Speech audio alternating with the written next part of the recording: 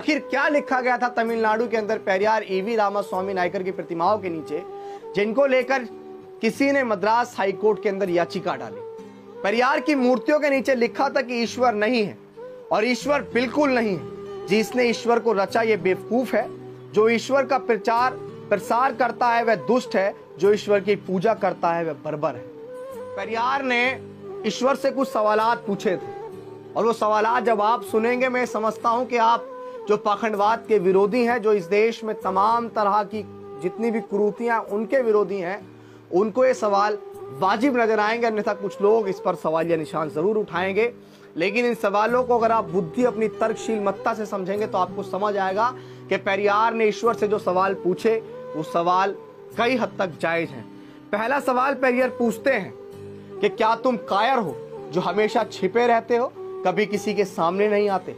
पेरियार ने दूसरा सवाल ईश्वर से पूछा कि क्या तुम खुशामद परस्त हो जो लोगों से दिन रात पूजा अर्चना करवाते हो। तीसरा सवाल, क्या तुम हमेशा भूखे रहते हो जो लोगों से मिठाई, दूध, घी आदि लेते रहते हो।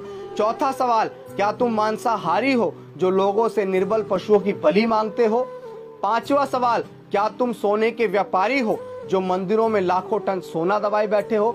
छठा सवाल, क्या तुम व्यभिचारी हो जो मंदिरों में देवदासियां रखते हो। सातवां सवाल, क्या तुम कमजोर हो जो हर रोज होने वाले बलात्कारों को नहीं रोक पाते।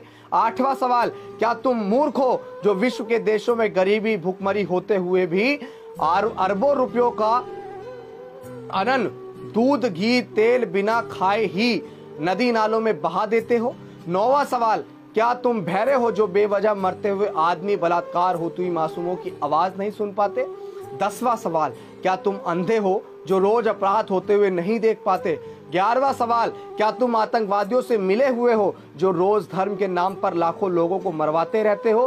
12वां सवाल, क्या तुम आतंकवादी हो जो ये चाहते हो कि लोग तुमसे डर कर रहें। 13वां सवाल, क्या तुम गूंगे हो जो एक शब्द नहीं बोल पाते लेकिन करोड़ों लोग तुमसे लाखों सवाल पूछते हैं। 14वां सवाल, क्या तुम भ्रष्टाचारी हो जो गरीबों को कभी कुछ नहीं देते जबकि गरीब पशु वत काम करके कमाए गए पैसे का कतरा कतरा तुम्हारे ऊपर न्यौछावर कर देते हैं।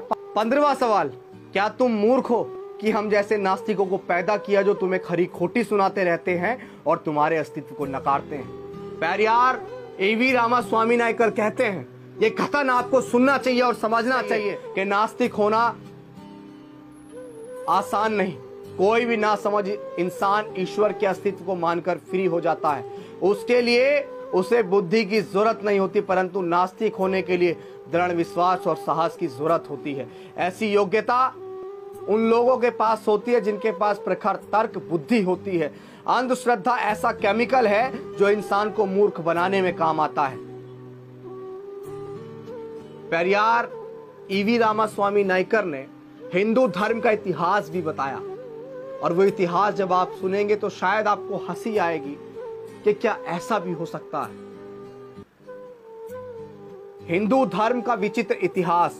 पहला, मंदोत्री मेंढक से पैदा हुई थी। दूसरा, श्रृंगी ऋषि हिरणी से पैदा हुए थे। तीसरा, सीता मटकी में से पैदा हुई थी। चौथा, गणेश अपनी मां के मैल से पैदा हुए थे। हनुमान के पिता पवन कान से पैदा हुए थे। छठा, हनुमान का पुत्र मकरध्वज था जो मछली के मुख से पैदा हुआ था। सातवां, मनु सूर्य के पुत्र थे, उनको छींक आने पर एक लड़का नाक से पैदा हुआ था।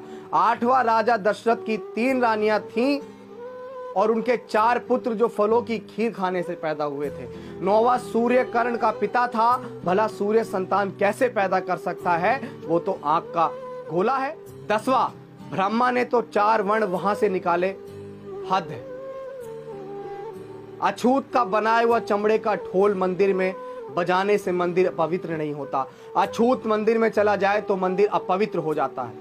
उनके इस बात से कोई मतलब नहीं कि ढोल किस जानवर की चमड़ी से बना है। उनके लिए मरे हुए जानवर की चमड़ी पवित्र है पर जिंदा अछूत अपवित्र। लानत है ऐसे धर्म पर।